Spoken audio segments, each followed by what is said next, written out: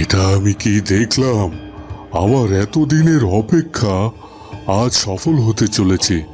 এতটা দিন ধরে, এতটা সময় ধরে অক্লান্ত পরিশ্রম করেছি, তার ফল আজ আমরা পেতে চলেছি। তবে আমি ভাবতেই পারছি না যে এত তাড়াতাড়ি আমাদের সফলতা এসে যাবে। সত্যি সত্যি আজ আমি বড্ড খুশি হয়েছি। না না, এবার আমাকে সেখানে যেতেই হবে। এখানে আর এক মুহূর্ত দেরি করলে চলবে না। আমার যে যাওয়ার সময় হয়ে গেছে।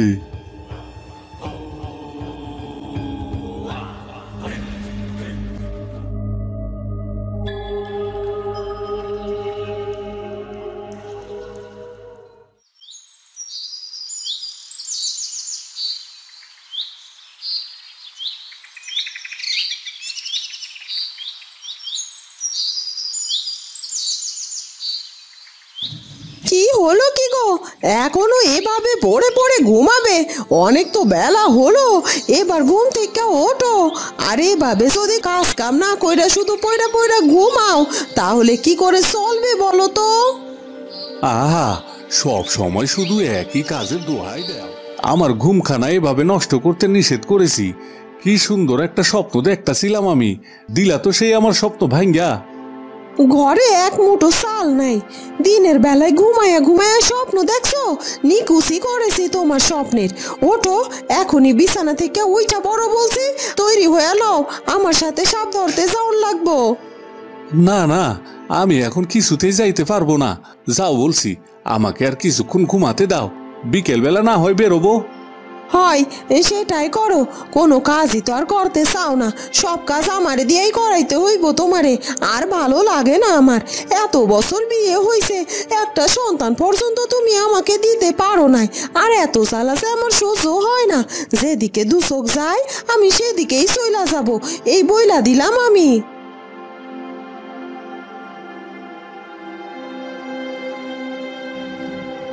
এইটা কি হইল? মনে হয় আমার উপর আমার বউ রাইগা গেছে। না না, কিছুতে আর ঘুমাইয়া থাকুন যাইব না, আগে গিয়া বউর মান্ডা ভাঙ্গাই।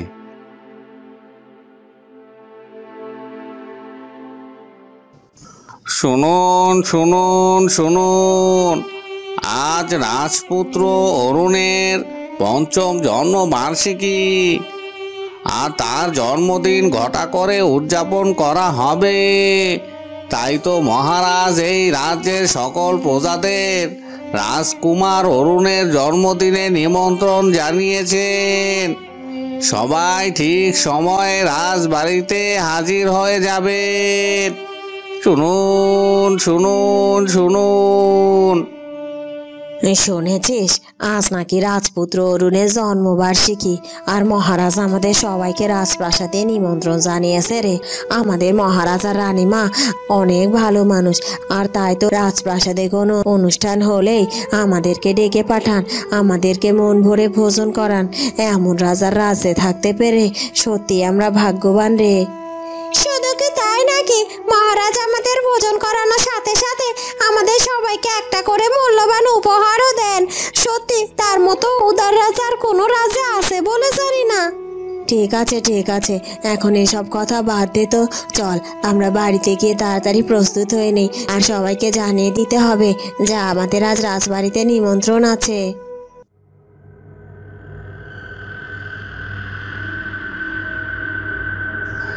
এটা কি হলো? ঋষিবর হঠাৎ করে এভাবে ধ্যান ভঙ্গ করলেন কেন? আমি যতদূর জানি, উনি যখন ধ্যান সাধনা করেন তখন ওনার সামনে যা কিছু ঘটে যাক না কেন, কিছুতেই উনি ওনার ধ্যান ভঙ্গ করেন না। অথচ এখন কি এমন হলো যে উনি ওনার ধ্যান ভঙ্গ করে সাথে সাথে এভাবে বেরিয়ে গেলেন, আর তাও আমাদের কাউকে কিছু না বলে? হ্যাঁ হ্যাঁ, সেটাই তো আমি দেখতে পেলাম। আমার তো মনে হচ্ছে এমন কোনো কিছু ঘটেছে যার কারণে ঋষি তার ধ্যান ভঙ্গ করতে বাধ্য হয়েছে। আর তাছাড়া আমি তো দেখতে পেলাম উনি কেমন যেন হতভম্ব হয়ে ছুটতে শুরু করলেন। না না, আমার কিন্তু ব্যাপারটা স্বাভাবিক লাগেনি। আমার মনে হয় আমাদের এক্ষুনি ঋষিবরের পিছু করা উচিত। এমনও তো হতে পারে তিনি কোনো বিপদে পড়ে যেতে পারেন, আর আমরা তো সব সময় ঋষিবরের ছায়া সঙ্গী, তার বিপদ আপদ আমরা কিছুতেই হতে দিতে পারি না। হ্যাঁ হ্যাঁ, তুমি ঠিকই বলেছ। তাহলে আর আমরা দেরি করব না। আর চলো আমরা এক্ষুনি ঋষিবরকে অনুসরণ করে এগিয়ে যাই। আর তার কাছে গেলেই আমরা সব জানতে পারবো যে কেন ঋষিবর হঠাৎ করে তার ধ্যান ভঙ্গ করে এভাবে ছুটে চলেছেন আর কোথায় বা গিয়েছেন তিনি।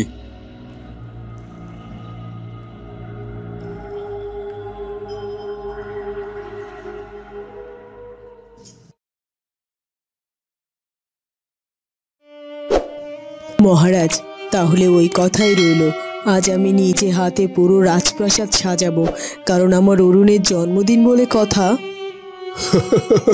রানী, আমিও সেটাই চাই, কারণ রাজপুত্র অরুণ তো আমাদেরই একমাত্র সন্তান। তার জন্মদিন যে বিশেষভাবে পালিত হবে, এটাই তো হবার কথা। কি বলো? তুমি এক কাজ করো, যত তাড়াতাড়ি সম্ভব ওর জন্মদিনের সমস্ত কিছুর আয়োজন করো। হ্যাঁ মহারাজ, আমি সব কিছু সম্পন্ন করে ফেলছি, আর আমি সব কিছু ইতিমধ্যে সম্পন্ন করে ফেলেছি। আর আমি চাইছি প্রতিবারের মতো এবারও আমার অরুণের জন্মদিনে পুরো রাজ্যবাসীকে আমি ভোজন করাবো। সে কথা আর বলতে, সেটা তো আমি আগে থেকে জানি। আর তাই তো ইতিমধ্যে আমি প্রহরীদেরকে দিয়ে ঢেরা পিটিয়ে সমস্ত প্রজাদের কাছে নিমন্ত্রণ পাঠিয়ে দিয়েছি। যাক, ভালো করেছেন। ঠিক আছে, তাহলে এখন এখানে এসে বসে বসে আপনার সাথে গল্প করে সময় নষ্ট করে আমার কোনো কাজ হবে না। আমি বরং যাই, কামিনী আর যামিনীর কাছে যাই। ওদেরকে নিয়েই তো আমার সব কাজ করতে হবে। আর তাছাড়া ওদের দুজনের শরীরটাও তো খুব একটা ভালো নেই।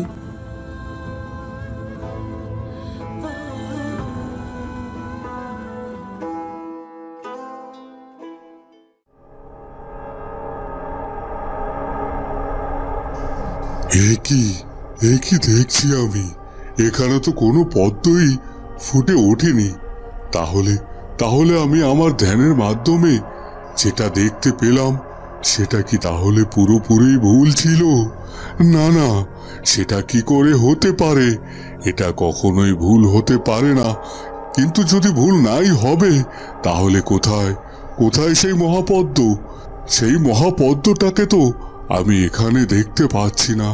তাহলে কি আমি ভুল কোনো জায়গায় এসে পৌঁছালাম? না, আমি তো ভুল কোথাও আসিনি। আমি ঠিক জায়গাতেই এসেছি, আর এটাই তো সেই জায়গা।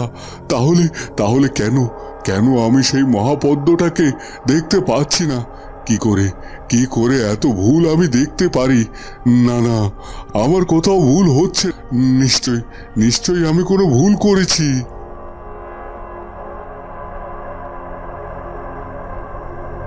কি হলো কি ঋষিবর? আপনাকে এরকম অস্থির দেখাচ্ছে কেন? আর তাছাড়া আপনি হঠাৎ করে আপনার ধ্যান ভঙ্গ করে এভাবে এখানে চলে এলেন, আর আমাদের তো কিছু জানালেন না। এখন আমি আমার সঙ্গীদেরকে কি করে বলবো যে আমি যা দেখেছি সে সব কিছু ভুল ছিল? না, কিছুই তো বুঝতে পারছি না। বিধাতা, এখন পর্যন্ত এত বড় ভুল কখনো হয়নি। তুমি আমার মান রক্ষা করো।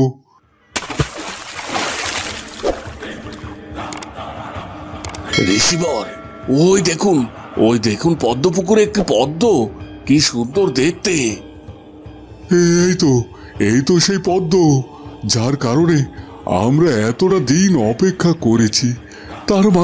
তার মানে আমি এতক্ষণ যা দেখেছি সে সব কিছুই ভুল ছিল না।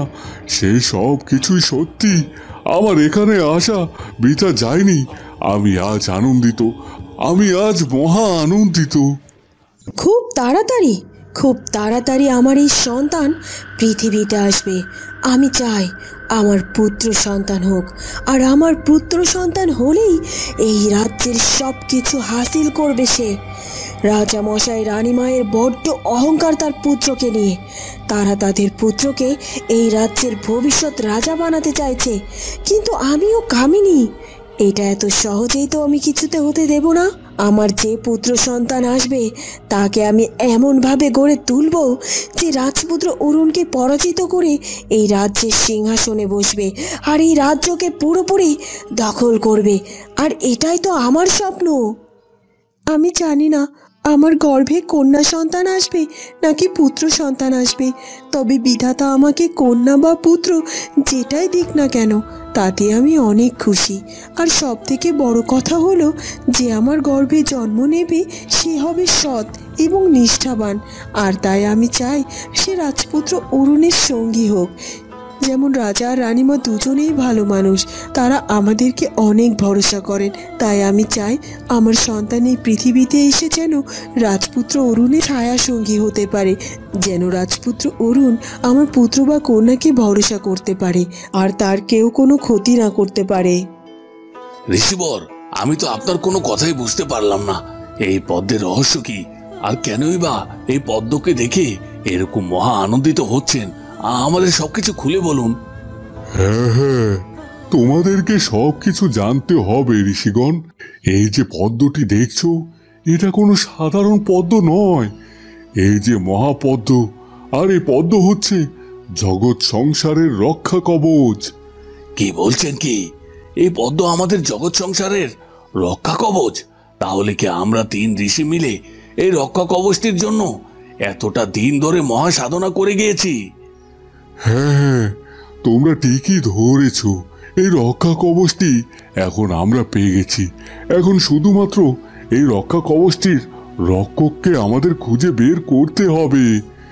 কিন্তু ঋষিবর, আমরা এই মহাপদ্মের রক্ষককে কোথায় খুঁজে পাবো? মহাপদ্মের রক্ষক খুব শীঘ্রই জন্ম নিতে চলেছে, আর আমাদের খুব বেশি একটা সময় অপেক্ষা করতে হবে না।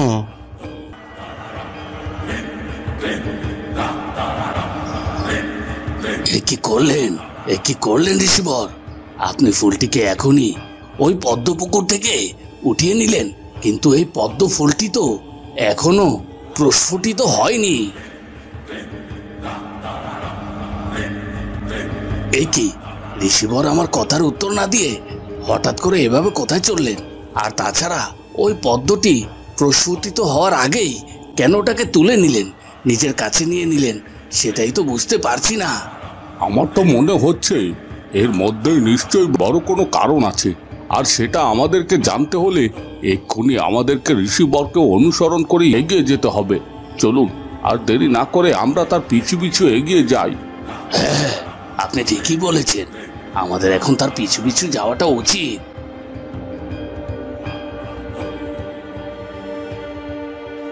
কি হলো কি যামিনী, তুমি এখনো তোমার কক্ষে আছো? আমি সেই কখন থেকে তোমার জন্য অপেক্ষা করে যাচ্ছিলাম। দুঃখিত রানীমা, আসলে আমি অনেকটা সময় আগে আপনার কাছে যেতাম, কিন্তু আজ আমার শরীরটা বড্ড খারাপ লাগছিল, তাই আর কি একটু বিশ্রাম নিচ্ছিলাম। তোমার শরীর খারাপ লাগছিল? তাহলে তোমাকে এখন কোথাও যেতে হবে না, আমি এক্ষুনি রাজবৈদ্যকে খবর দিয়ে দিচ্ছি, সে এসে তোমাকে ওষুধ দিয়ে যাবে।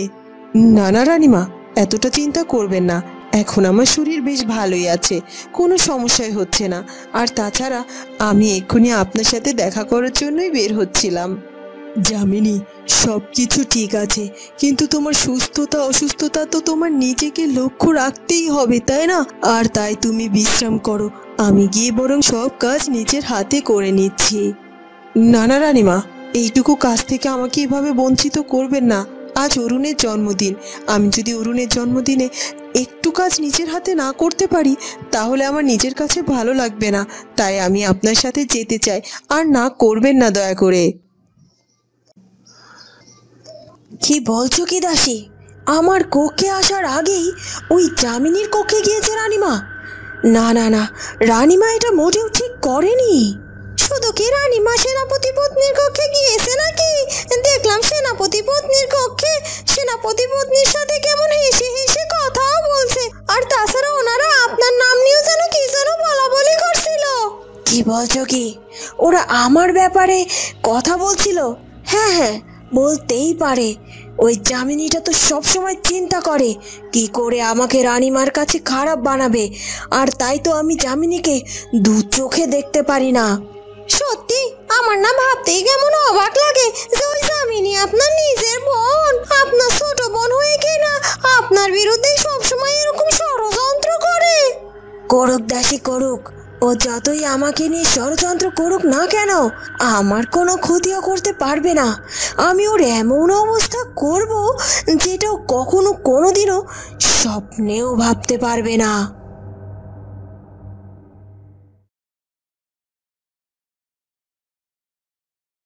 আরে শোনো, আমার ভুল হইছে, আমায় তুমি ক্ষমা কইরা দাও। তারপরও তুমি এভাবে রাগ কইরা থাইকো না। চলো দুইজনে একসাথে আজকে বের হমু, তারপরে একসাথে সাপ খেলা দেখামু। ইস, এখন আবার আইসে আমার মান ভাঙানোর জন্য। কিন্তু আমি তোমার কোনো কথাই শুনবো না।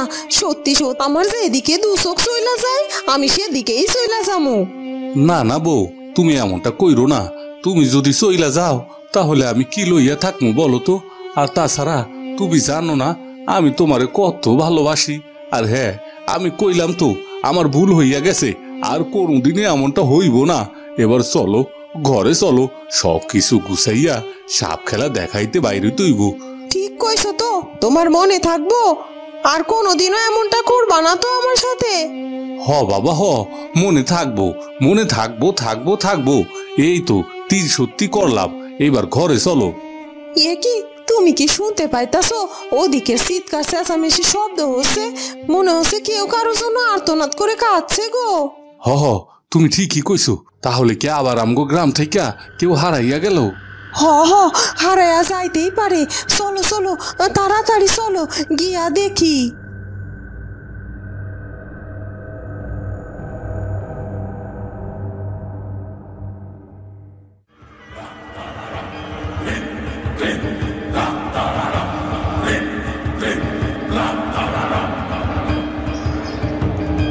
আপনি এখানে এইভাবে পাহাড়ে কেন এলেন?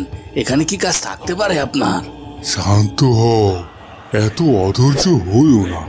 আমি বিশেষ একটি কারণে এই পাহাড়ে এখানে এসেছি, আর কিছুক্ষণের মধ্যে তোমরা সেই কারণটা জানতে পারবে। আমাদের ক্ষমা করবেন ঋষিবর, আসলে আমরা কৌতূহল বশত আপনাকে অনেকগুলো প্রশ্ন করে ফেলেছি। এটা আপনাকে করা উচিত হয়নি। আমাদেরকে ক্ষমা করবেন, কারণ আপনি যেটা করবেন অবশ্যই ভেবেচিন্তে করবেন। এটাই তো আমাদের আরো আগেই বোঝা উচিত ছিল, আর এই জন্য আমরা দুজনে আপনার কাছে ক্ষমা প্রার্থী। তোমরা যেটা করেছো কৌতূহলের বশবর্তী হয়েই করেছো, এতে আমি কোনো রাগ করিনি। তবে কিছুক্ষণের মধ্যে আমি তোমাদেরকে সব কিছু জানাতে পারবো। ওই দেখো, আকাশে সূর্যটাকে দেখতে পাচ্ছ? আর এক্ষুনি আমি সূর্যের সাহায্যে জানতে পারবো যে আমাদের এই মহাপদ্মের রক্ষক ঠিক কোথায় জন্ম নিতে চলেছে, আর আমাদেরকেও সেই জায়গায় যাওয়াটা খুবই জরুরি। এই তো জানতে পেরে গেছি কোথায় কোথায় জন্ম নিতে চলেছে এই মহাপদ্মের রক্ষক। এই রাজ্যের রাজবাড়িতেই জন্ম হবে তার। তাই আর একটু আমরা দেরি করব না, এক্ষুনি আমাদেরকে রওনা দিতে হবে রাজবাড়ির উদ্দেশ্যে।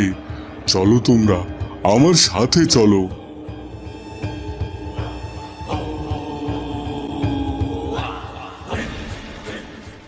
কি হলো কি সেনাপতি মশাই, কোথায় চললেন? এ কি মন্ত্রী মশাই, আপনি? আসলে মহারাজ আমাকে একটু তলব করেছিলেন, তাই তার সাথে একটু দেখা করার জন্য যাচ্ছিলাম। আচ্ছা তাই নাকি? তবে আমি শুনলাম আপনার স্ত্রীর শরীরটা নাকি অনেক বেশি খারাপ। তাই আমার মনে হয় এখন আপনার মহারাজের কাছে যাওয়ার কোনো দরকার নেই। আপনি যান, আপনার স্ত্রীর কাছে গিয়ে আপনার স্ত্রীর সাথে সময় দিন। সেটা ঠিক আছে, আমি কিছুক্ষণ পরেই আমার স্ত্রীর কাছে যাব, কিন্তু তার আগে মহারাজ আমাকে ডেকে পাঠিয়েছেন, তার কথার অবাধ্য তো আমি হতে পারবো না।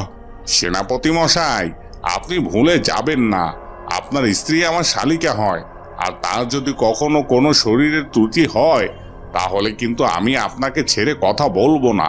তাই বলছি, কথা না বাড়িয়ে আপনি আপনার স্ত্রীর কাছে যান, আমি মহারাজকে গিয়ে জানিয়ে দেব আপনার কথা। ঠিক আছে মন্ত্রী মশাই, আপনি যেহেতু বলছেন তাহলে আমি আমার স্ত্রী কক্ষে যাচ্ছি। আপনি দয়া করে মহারাজকে বলবেন যে আমি তার সাথে দেখা করার জন্য যাচ্ছিলাম।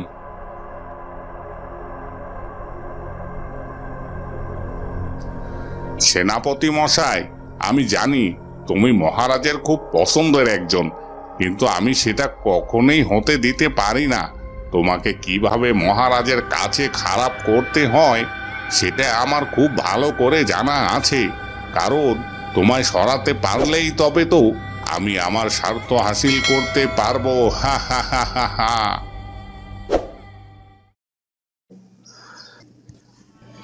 বাহ, আজকে আমাদের রাজপুত্রকে দেখতে ভারী সুন্দর লাগছে তো। রাজকুমার, আজ তোমার জন্মদিন, আর আজ তোমার কেমন লাগছে শুনি? আমার ভালো লাগছে না ভালো মা। কিন্তু কেন রাজপুত্র, তোমার জন্মদিনে এত সুন্দর করে সবকিছু সাজানো হয়েছে, তারপরও তোমার কেন ভালো লাগছে না? তোমার কি কোনো কিছুতে মন খারাপ? হ্যাঁ হ্যাঁ, আমার মন খারাপ, কারণ এই রাজবাড়িতে আমার সঙ্গী আর সাথে খেলা করার মতো কেউ নেই, আর তাই আমার কিছু ভালো লাগে না। ও আচ্ছা, এই ব্যাপার। ঠিক আছে রাজকুমার, তুমি মন খারাপ করো না। তাড়াতাড়ি তোমার খেলার সঙ্গে আসতে চলেছে, তখন তুমি তার সাথে খেলবে, কেমন? সত্যি এই যামিনীর নাটক দেখলে আমার গা পিত্তি জ্বলে যায়। যামিনী, তুই যতই চেষ্টা করিস না কেন তোর সন্তানকে রাজপুত্রের ভালো বন্ধু বানিয়ে তোলার, আমি তো সেটা কিছুতেই হতে দেব না। রাজপুত্রের বন্ধু তো হবে আমার সন্তান। ও রাজপুত্রের ভালো বন্ধু হয়েই রাজপুত্রের কাছ থেকে আমার পুত্র ওর সব অধিকার ছিনিয়ে নেবে, সব কিছু। কি হয়েছে কি? তুমি এভাবে কান্দাছো কে? কি হয়নি সেটা বলুন সর্দার। আমি যে আমার বাচ্চাটাকে কোথাও খুঁজে পাচ্ছি না, সে সকাল থেকে ওকে খুঁজে চলেছি বাড়ির আশেপাশে, বনে জঙ্গলে, এমনকি আত্মীয় স্বজনের বাড়িতে, কোনো জায়গায় খুঁজতে বাদ রাখিনি, কিন্তু কিন্তু নেই, কোথাও নেই আমার বাচ্চাটা, কোথাও খুঁজে পাওয়া যাচ্ছে না আমার বাচ্চাটাকে। সর্দার, আমি বুঝে গেছি আমার বাচ্চাটা হারিয়ে গেছে সর্দার। আমার তো এখন মনে হচ্ছে যে এই গ্রাম থেকে যেমন করে ছোট ছোট বাচ্চা হারিয়ে যাচ্ছে, ঠিক তেমনি করে আমার বাচ্চাটাও হারিয়ে গেছে। আমি আর আমার বাচ্চাটাকে হয়তো খুঁজে পাবো না। এখন আমি কি করব বলতে পারো তুমি? তুমি কান্নাকাটি কইরো না, আমরা দেখতাছি তোমার বাচ্চাটারে আমরা খুঁজে বাইর করতে পারবো কিনা। আমি জানি তোমরা যতই আমার বাচ্চাটারে খুঁজে বের করার চেষ্টা করো না কেন, আমার বাচ্চাটা অন্য সব বাচ্চাদের মতো একেবারে চিরকালের মতো আমার কাছ থেকে হারিয়ে গেছে। সর্দার তুমি কিছু একটা করো। প্রায় দিনই আমাদের এই গায়ে থেকে কারণ না কারোর সন্তান এভাবে উধাও হয়ে যাইতেছে, আর এমনটা হইলে তো আমরা বাঁচতে পারবো না। কেমনে বাঁচবো আমরা, বলো?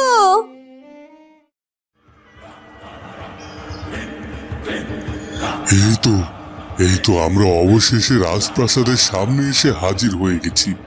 এবার আমাদের এক্ষুনি রাজপ্রাসাদের ভেতরে প্রবেশ করতে হবে। বুঝতে পেরেছি ঋষিবর, কিন্তু আমি আপনার কাছে একটা কথা জানতে চাইছি। সেটা হলো, আমরা কেন এত তাড়াহুড়ো করে আজই এভাবে রাজপ্রাসাদে ছুটে এলাম? তাহলে কি এর কোনো কারণ আছে? হ্যাঁ, কারণ তো অবশ্যই আছে। আর সেই কারণটা হলো, আজ থেকে 3 মাস পরে এক রাত্রি দ্বীপ প্রহরে এক মহাতিথি রয়েছে। আর সেই রাতের মহাতিথি লগ্নে এই মহাপদ্মের রক্ষক জন্ম নিতে চলেছে। আর তার জন্মের পরই যে তার সাথে আমাদের সাক্ষাৎ করতে হবে। আর তাই আজ আমি তাকে আশীর্বাদ করার জন্য এসেছি, যেন তার পৃথিবীতে আসার আগ পর্যন্ত কেউ তার কোনো ক্ষতি না করতে পারে। আর ওর এই পৃথিবীতে আসার আটকানোর জন্য অনেক অশুভ শক্তি অনেক কিছু ক্ষতি করতে পারে। আর সেজন্যই আমি ওকে আশীর্বাদ করতে চাই, যেন ও সুরক্ষিত থাকে ওর জন্মের আগ পর্যন্ত। হ্যাঁ ঋষিবর, আপনি ঠিকই বলেছেন। আমাদের এই মহাপদ্মের রক্ষক আমাদের এই পৃথিবীতে আসার আগ পর্যন্ত তাকে যে আমাদেরই সুরক্ষিত রাখার চেষ্টা করতে হবে। চলুন ঋষিবর, আর দেরি করব না, আমরা এক্ষুনি রাজপ্রাসাদের ভিতরে প্রবেশ করি।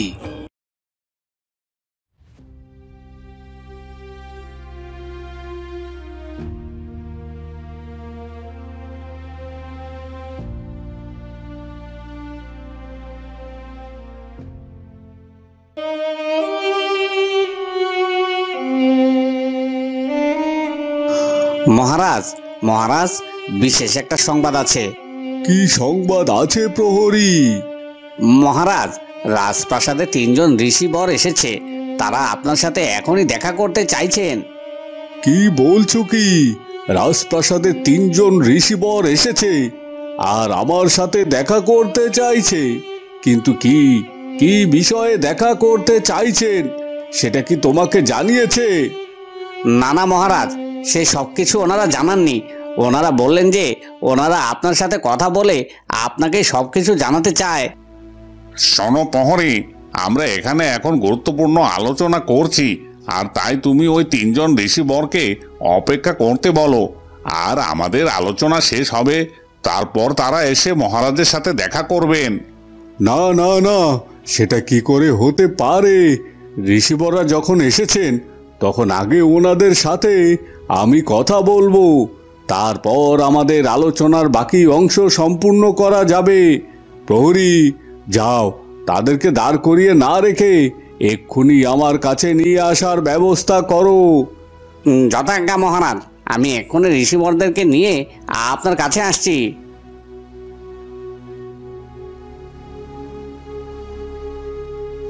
মহারাজ আজকাল বড্ড বার বেড়েছেন। উনি আমার কথা কিছুতেই শুনতে চান না, আর আজ এই প্রহরীর সামনে আমাকে রীতিমতো অপমান করলো।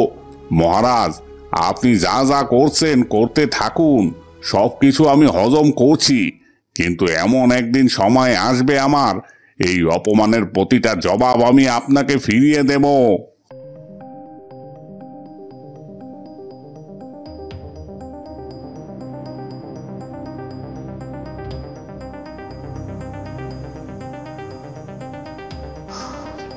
সেই তখন থেকে তো জঙ্গলে জঙ্গলে খুঁজে বেড়াচ্ছি, কিন্তু বাচ্চাটারে তো এখনো খুঁজে পাইলাম না। কি করমু বলো তো? ওদিকে তোর মা অপেক্ষায় বইসা আছে। সে ভাবতাছে হয়তো বা তার সন্তানকে আমরা সাথে কইরা নিয়ে ফিরবো, কিন্তু এখন পর্যন্ত তো তারে আমরা খুঁজে পাইলাম না। তাহলে কি করমু? কি নিয়ে যামু বলো তো? ঠিকই কইছো, আমিও তো ঠিক এমন চিন্তাই করতাছি। বাচ্চাটার মা তো আশায় আশায় পচাইয়া বইসা আছে গো, যে তার সন্তানরা আমরা আমাদের সাথে করে নিয়ে বাড়িতে ফিরমু। কিন্তু আমরাও তো চেষ্টার কোনো ত্রুটি রাখি নাই। সেই তখন থেকে বাচ্চাটারে খুঁজাই চলেছি, নদী, জঙ্গল, এমনকি পাহাড়, কোনো জায়গায় তো বাচ্চাটারে খুঁজে পাইতাছি না। আচ্ছা, আমারে বলো তো, আমাদের গ্রাম থেকে মাঝে মধ্যে প্রায় প্রায় এমনভাবে বাচ্চা হারায় কোথায় যায় বলো তো? সেইটা যদি জানতাম তাহলে কি আর এদিকে ওদিকে বাচ্চাটারে খুঁজতাম? সে আসল জায়গায় তো যাইয়া খুঁজতাম। আসলে বাচ্চাগুলা কোথায় যাইতাছে আমিও জানি না গো বউ। তবে তবে এই গ্রাম থেকে এমনি মাঝে মধ্যে বাচ্চা হারায় যায়, এটা তো ভালো লক্ষণ নয় গো। আম করে যেইভাবে হোক এর একটা বিহিত করতে হইব। হয় হয়, তুমি ঠিকই কইছো। আজ ফিরা গিয়া গ্রামের লোকজনের সাথে আমরা সবাই একত্রিত হইয়া এই সমস্যার একটা সমাধান করব, না হইলে গ্রামের বাচ্চারা তো কেউ নিরাপদে বাঁচতে পারবো না গো। সবই তো বুঝলাম, কিন্তু এখন কিভাবে আমরা খালি হাতে ফিরমু কত বউ? আর বাচ্চাটার মারে গিয়া কিবা জবাব দিমু?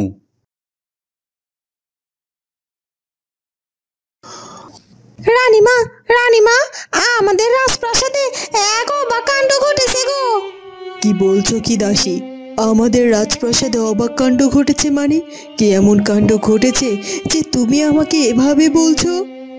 রানীমা, আমাদের রাজপ্রাসাদে হঠাৎ করে 3 জন ঋষিবর এসেছে, আর এর আগে কোনোদিনও তো আমাদের রাজপ্রাসাদে এমন ঋষিবর আসেনি গো।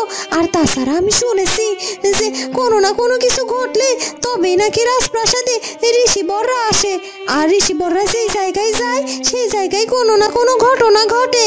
আর আমাদের রাজপ্রাসাদে এমন কি ঘটনা ঘটেছে যে ঋষিবররা এসেছে, আর এটাই তো আমার বড্ড অবাক লাগছে। আরে দাসী, ঋষিবররা রাজপ্রাসাদে এসেছে, এতে এত অবাক হওয়ার কি আছে বলো? হতে পারে কোনো কারণে এসেছে। ঠিক আছে, তুমি যাও, আমি দেখছি কি করা যায়। ঠিক আছে রানীমা, আমি যাচ্ছি, কিন্তু ব্যাপারখানা আমার মোটেই ভালো লাগছে না।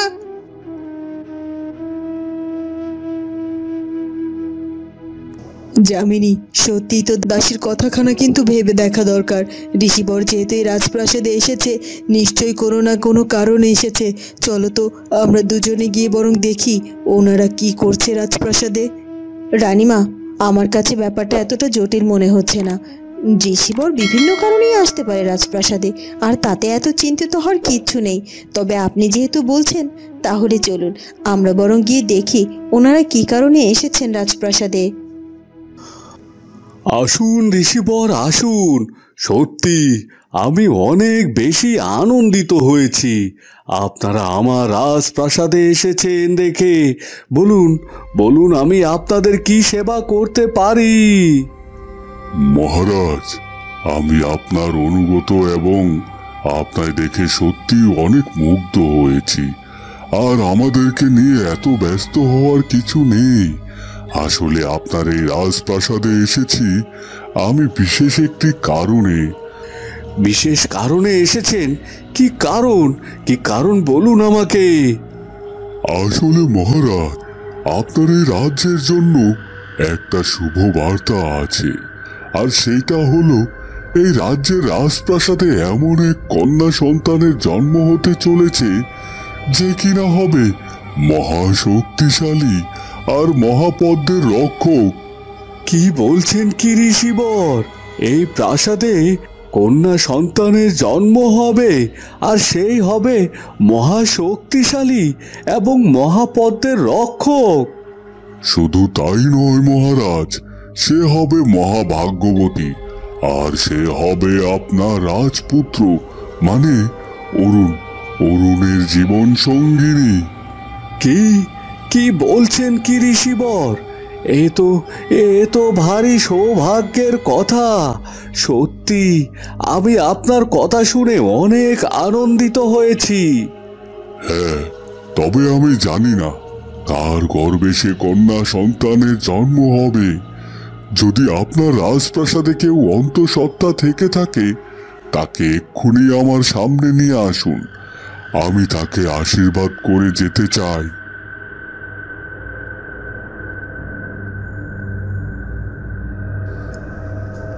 এই তো ঋষিবর, যামিনী তো অন্তঃসত্ত্বা। তার মানে যামিনীর গর্ভেই রাজপ্রাসাদের পুত্রবধূ আসতে চলেছে, আর সে হবে মহাপদ্মের রক্ষকও। ও আচ্ছা, তাহলে তো হয়েই গেল। আমাকে আর অপেক্ষা করতে হবে না। এসো যামিনী, আমি তোমাকে আশীর্বাদ করে রেখে যেতে চাই, যেন তোমার সন্তান নির্বিঘ্নে সুস্থভাবে এই প্রাসাদে জন্মগ্রহণ করতে পারে। কি বলছিস কি? রাজপ্রাসাদে এত কিছু ঘটে যাচ্ছে, অথচ এসবের কিছুই আমি জানি না। তবে আর বলছে কি, আপনার বোন তো ওই ঋষিবরের কাছ থেকে আশীর্বাদ নেওয়ার জন্য এগিয়েও গেছে। একবার ভাবুন আপনি, যদি আপনার বোনের গর্ভে ওই কন্যা সন্তানের জন্ম হয়, তবে সে হবে রাজপুত্র অরুণের স্ত্রী। সেই সুবাদে তো এই পুরো রাজত্ব তারই হবে। না না না, সেটা আমি কিছুতেই হতে দিতে পারি না। আমি বেঁচে থাকতে আমার বোনের সন্তান কিছুতেই এই রাজ্যের মালকিন হতে পারে না। আর তাছাড়া আমি এটা বুঝতে পারছি না যে রাজপ্রাসাদে তো দুজন অন্তঃসত্ত্বা। তাহলে কি করে সবাই একমাত্র যামিনীকেই আশীর্বাদ করতে যাচ্ছে, আর সবাই এটা কি করে ভাবলো যে যামিনীর গর্ভে আসতে চলেছে ওই মহাপদ্মের রক্ষক? কেন আবার বুঝতে পারছেন না? রানীমা তো যামিনীকে চোখে হারায়। আপনার বোন যামিনী তো রানীমাকে বশ করে রেখেছে, আর তাই মহারাজ আর রানীমা যামিনী ছাড়া যেন কিছুই চোখে দেখতে পায় না, আপনাকেও নাই। আর তাই তো বলছি, এই সব কিছু যদি সত্যি হয়ে যায়, তাহলে কিন্তু আপনার বোনের কপালখানা খুলে যাবে। না না না, সেসব আমি কিছুতে হতে দেব না। এক্ষুনি আমাকে রাজ দরবারে গিয়ে হাজির হতে হবে, আর যে করে হোক যামিনীকে ওই ঋষিবরের হাত থেকে আশীর্বাদ করাটা আটকাতেই হবে। আর আশীর্বাদ যদি কেউ পাই, সেটা আমি আর আমার সন্তান পাবো।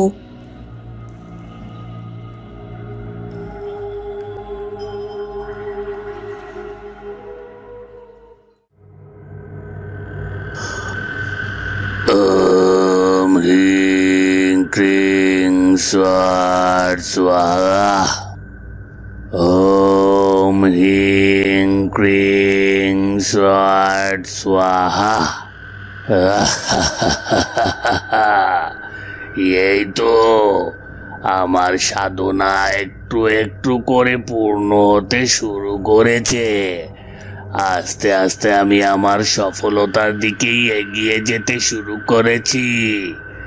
আর সামান্য কিছুটা দিন পরে আমি আমার সফলতা পৌঁছে যাব।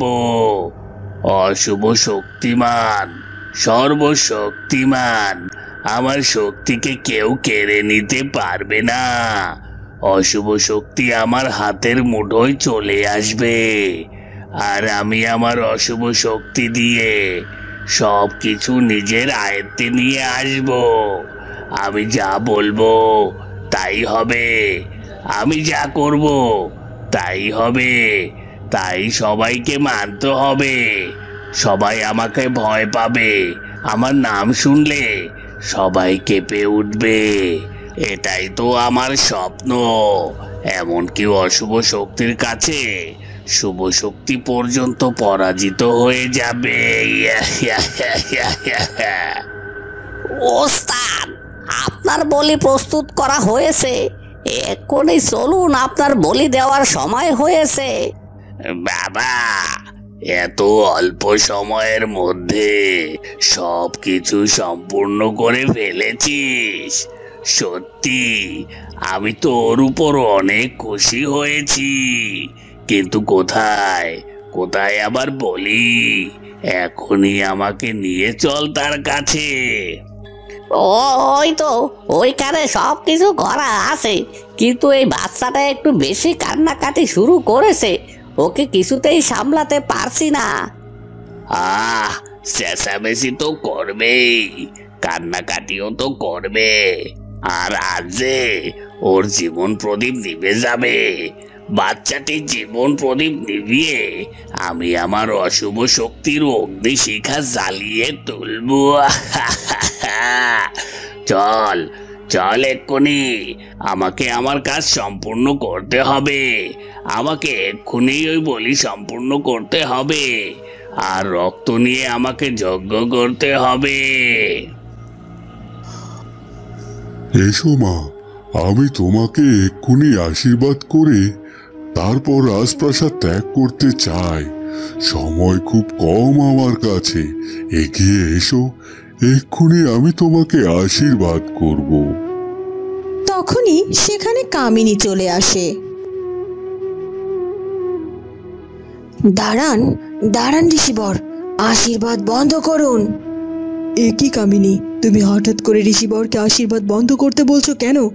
এর কারণ কি? কেন রানীমা, আপনি কি এর কারণ বুঝতে পারছেন না? আপনি কি করে নিশ্চিত হচ্ছেন যে যামিনীর গর্ভেই ওই পদ্মের রক্ষক রয়েছে আর এই রাজপ্রাসাদের পুত্রবধূ রয়েছে? যামিনী একা শুধুমাত্র অন্তঃসত্ত্বা নয়, অন্তঃসত্ত্বা তো আমিও। আর এমনও তো হতে পারে যে আমার গর্ভেই রয়েছে ওই অমৃতের রক্ষক, মানে রাজপ্রাসাদের পুত্রবধূ। হ্যাঁ মহারাজ, আমার স্ত্রী তো ঠিক কথাই বলেছে। যামিনী এবং কামিনী দুজনেই অন্তঃসত্ত্বা, আর তাই আমরা কেউ এখন নিশ্চিতভাবে বলতে পারি না যে কার গর্ভে পদ্মের রক্ষক রয়েছে। তাই আশীর্বাদ যদি পেতে হয় তাহলে যামিনী একা কেন পাবে? কামিনী কেন সে আশীর্বাদ পাবে না? হ্যাঁ ঋষিবর, সত্যি ব্যাপারখানা আমি একটুও ভেবে দেখিনি। তবে এখন আপনি সিদ্ধান্ত নিন, কাকে আশীর্বাদ করবেন। যতক্ষণ না এই দুটি সন্তান পৃথিবীতে ভূমিষ্ঠ হচ্ছে ততক্ষণ পর্যন্ত আমি জানতে পারবো না যে আসলে এই পদ্মের রক্ষক কে।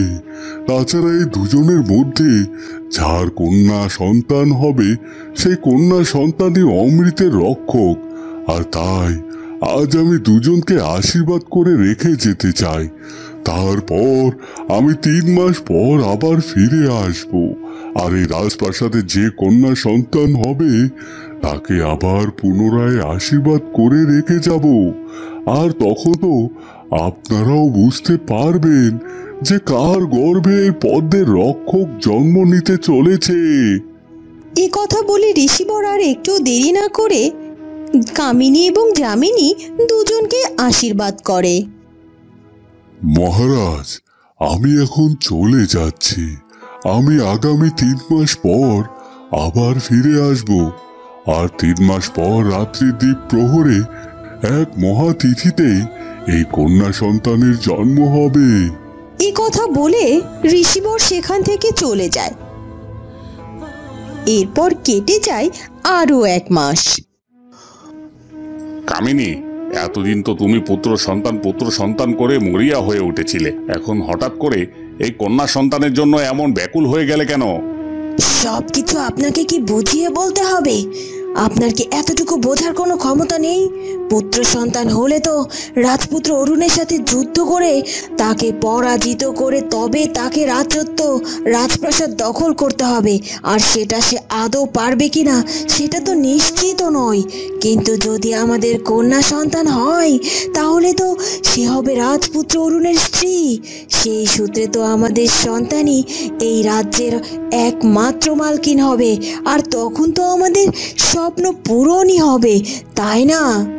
সবই তো বুঝলাম, কিন্তু আসলে কি আমাদের কন্যা সন্তান হবে? কন্যা সন্তান হতেই হবে, কারণ আমার যদি কন্যা সন্তান না হয় তাহলে ওই যামিনীর ঠিকই কন্যা সন্তান হবে। আর যামিনীর যদি কোনোভাবে কন্যা সন্তান হয়ে যায় তাহলে রাজপুত্র অরুণের সাথে তার বিবাহ হয়ে যাবে আর এই রাজ্যও দখল করে নেবে। সেটা আমি কি করে হতে দিতে পারি? তাই আমাকে যে করেই হোক কন্যা সন্তানের জন্ম দিতেই হবে। আর তাছাড়া আমাকে এমন এক ব্যবস্থা করতে হবে যেন ওই যামিনীর সন্তান এই পৃথিবীতেই না আসতে পারে। কি বলছো কি তুমি? কিন্তু তুমি কি করে যামিনীর কন্যাকে পৃথিবীতে আসা থেকে আটকাবে বলো তো? তোমার শরীরের অবস্থা দিন দিন খারাপ হয়ে যাচ্ছে, এবার তোমাকে একটু বিশ্রাম নেওয়া উচিত। তুমি ঠিকই বলেছ, আসলে আমি একটু নিজের উপর জোর খাটিয়ে ফেলছি। এখন আমাকে সত্যি বিশ্রাম নিতে হবে। আর তাছাড়া আমার সন্তানকে তো সুস্থভাবে পৃথিবীতে আসতে হবে, তাই না? হ্যাঁ, তুমি ঠিকই বলেছ। আর তাছাড়া ঋষিবর বলে গেল না, আমাদের কন্যা হবে ভাগ্যবতী এবং সে হবে মহাপদ্মের রক্ষক। আর শুধুমাত্র সেটাই নয়, সে হবে রাজপুত্র অরুণের জীবন সঙ্গিনী। তাই তোমাকে অনেক সাবধানে থাকতে হবে। দেখো, আমি জানি না যে আমার কন্যা সন্তান হবে নাকি পুত্র সন্তান হবে, তবে বিধাতা আমাকে কন্যাই দিক বা পুত্রই দিক তাতেই আমি খুশি। তবে শুধুমাত্র আমার একটাই চাওয়া, আর সেটা হলো আমার সুস্থ একটা সন্তান যেন পৃথিবীতে জন্ম নেয়। তখনই কামিনী যামিনীর কক্ষে আসে, তার হাতে থাকে 1 গ্লাস দুধ। সেনাপতি মশাই, আপনাকে যামিনীকে নিয়ে এত চিন্তা করতে হবে না। মন্ত্রী মশাই আপনার খোঁজ করছিলেন, তার নাকি কি দরকার আছে আপনার সাথে। জানতো, একটু দেখা করে আসুন, আমি একটু যামিনীর সাথে সময় কাটাতে চাই। এরপর সেনাপতি কোনো কথা না বলে সে কক্ষ থেকে চলে যায়।